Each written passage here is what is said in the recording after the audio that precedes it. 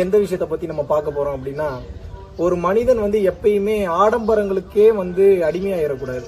அதாவது ஆடம்பரங்களை அனுபவிப்பதில் எந்தவித தவறும் இல்லை. அது எப்படி இருக்குன்னு பாக்குறதுக்கு தான் இறைவன் இந்த உலகத்தையே படைச்சிருக்கிறாரு.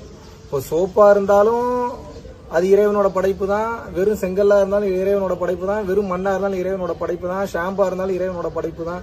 இறைவனோட படைப்புனா என்ன? அதனுடைய மூலப்பொருள் இறைவன் தான்.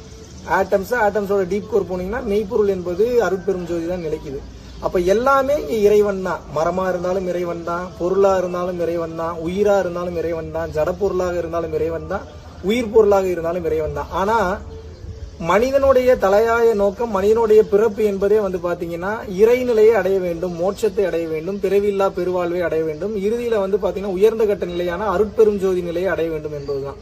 ஆனா அன்பார்ச்சுனேட்லி பாத்தீங்கன்னா இந்த மனிதன் இந்த உலகம் உண்மை நம்பி வாழ்ற வாழ்க்கையிலே குழந்தை, குட்டி, வீடு, வாசல் எல்லாமே உண்மை நம்பி வாழ ஆரம்பிச்சிடறான். கடைசியில இது எதுவுமே நிரந்தரம் இல்ல. எது ஒரு பொண்டாட்டி கடைசி வரைக்கும் நம்ம கூட வர்றது கிடையாது. புருஷனா இருந்தாலும் கடைசி வரைக்கும் நம்ம கூட வர்றது இல்ல. குழந்தைங்களா இருந்தாலும் அவங்க வேலையில பிஸி ஆயிடுறாங்க. நம்ம ஆசாசியா சம்பாரிச்ச சொத்து, பத்து, வசதி, வீடு, வாசல் எதுவுமே நம்ம போனதுக்கு அப்புறம் நம்ம கூட வர்றது இல்ல. ஆனா ஒரு மனுஷன் செய்யக்கூடிய பாவ புண்ணியம் மட்டும்தான் கடைசி வரைக்கும் அவனை பின்தொடர்ந்து வருது. அப்ப அடுத்தல இதுக்கு என்ன ஒரு மிகப்பெரிய பிரச்சனை அப்படின்னா, எல்லாவற்றையும் அனுபவிப்பதில் தவறில்லை. ஆனால் அனுபவிக்கிறது மட்டும்தான் உண்மை அப்படின்னு சொல்லி அதிலேயே சிக்கிக் கொள்வதுதான் ஒரு மாபெரும் தவறு. அப்ப மனிதன் என்பவன் என்ன பண்ணணும்? அனுபவிக்கும் போது இதெல்லாம் பொய் அப்படின்ற தன்மையில தான் எல்லாத்தையும் அனுபவிக்கணும். அது எந்த விதமான அனுபவமாக இருந்தாலும் சரி. இப்ப ஒரு எக்ஸாம்பிளுக்கு இப்ப நீங்க ஒரு பயிற்சி பண்றீங்க, யோக பயிற்சி பண்றீங்க, ஒரு மிகப்பெரிய ஒரு யோக அனுபவம் வருது, ஒரு பெரிய மிராக்கலான ஒரு அனுபவம் வருது, ஒரு பேரானந்த நிலைக்கு போறீங்க, இல்ல பார்க்க கூடாத ஒரு பெரிய காட்சியை பாக்குறீங்க அப்படின்னா கூட அதை அனுபவிக்கிறதுல தவறு இல்ல. அனுபவிச்சுட்டு இதுவும் போய் இதையும் கடந்து போகணும்ன்றாங்க. இதுதான் அணுவிற்குள் அணுவாய் அப்பாலுக்கு அப்பாலாய், அதையும் கடந்துன்னு ஒரு மனிதன் என்பவன் கடந்து போய்கொண்டே இருக்க வேண்டும். ஆனா இங்க மனிதர்களுக்கு பிரச்சனை என்னன்னா, கார் ஓட்டுறது தப்பு இல்ல, வீடு வாங்குறது தப்பு இல்ல, கல்யாணம் பண்றது தப்பு இல்ல, எதுவுமே தவறு கிடையாது. ஆனா இதெல்லாம் உண்மை நினைச்சு அதிலேயே நாம் நின்று விடுகிறோம். இதுதான் பிரச்சனை. அப்ப நம்ம என்ன பண்ணணும்? நம்ம குப்பமேட்ல படுக்கிறதுக்கு தயார் நிலையில இருக்கணும். அதே சமயத்துல 5 ஸ்டார் ஹோட்டல்ல படுக்கிறதுக்கு தயார் நிலையில இருக்கணும். ஏன் 5 ஸ்டார் ஹோட்டல்ல போய் படுக்கணும் அப்படின்னா, இப்ப நம்மளுடைய எண்ணங்கள், நோக்கங்கள் பெருசா இருக்குன்னு வச்சுப்போம். இப்ப ஒரு சில இடங்கள்ல எல்லாம் ஒரு மிகப்பெரிய ஒரு மீட்டிங் ஒண்ணு பண்ண போறீங்க, ஒரு மிகப்பெரிய ஒரு ஆளை பார்க்க போறீங்க அப்படின்னா, இப்ப அவரை குப்பை தொட்டிகிட்ட கூப்பிட்டு உட்கார வச்சு நீங்க பேச முடியாது.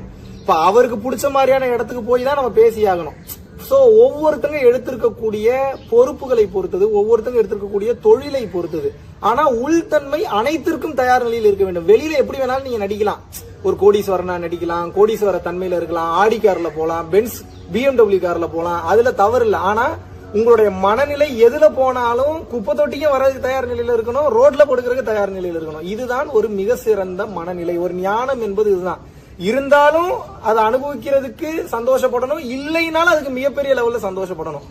இருந்தாலும் இல்லை என்றாலும் ஒரே மனநிலையில் இருப்பதுதான் ஞான நிலையை தவிர, எப்ப பார்த்தாலும் நான் இப்படியே தான் இருப்பேன், வேற எதுக்கு நான் மாறவே மாட்டேன்னு இருக்கிறதுக்கு பேரு ஞான நிலை கிடையாது. ஏன்னா இப்ப ஒரு சில பேர் பாத்தீங்கன்னா தங்களுடைய வாழ்க்கையில அவங்களுக்குன்னு ஒரு சில பொறுப்புகள் கொடுக்கப்பட்டிருக்கும். எல்லாத்துக்குமே வாழ்க்கையில ஒரே மாதிரி கடமைகள் இருக்காது. நீங்க நல்லா நோட்டீஸ் பண்ணிருந்தீங்கன்னா தெரியும்.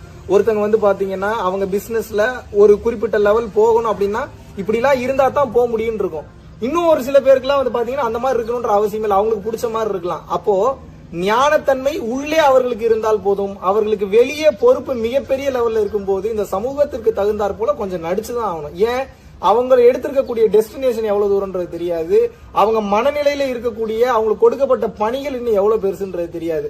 அப்போ ஞான நிலை என்பது மனநிலைக்கு தானே தவிர, உள்தன்மைக்கு தானே தவிர, ஞான நிலை என்பது வெளியே கிடையாது. ஆக மொத்தம் ஒரு மனுஷன் வெளியிலும் சரி உள்ளேயும் சரி, எது கிடைச்சாலும் சரி கிடைக்கவில்லை என்றாலும் சரி, சமமாக இருக்க எப்போதும் தயார் நிலையில் இருக்க வேண்டும். செல்ஃப் குவாலிட்டி செக்கிங் சொல்லுவாங்க. அடிக்கடி நம்ம செக் பண்ணிக்கணும், நம்ம அந்த தன்மையிலேயே இருக்கமா, இல்ல நம்ம லக்ஸரினஸ்க்கு நம்ம அடிமை ஆயிட்டமான்னு சொல்லி ஒரு மனிதன் அப்பப்போது செக் செய்து கொள்வது மிக மிக மிக மிக நல்லது.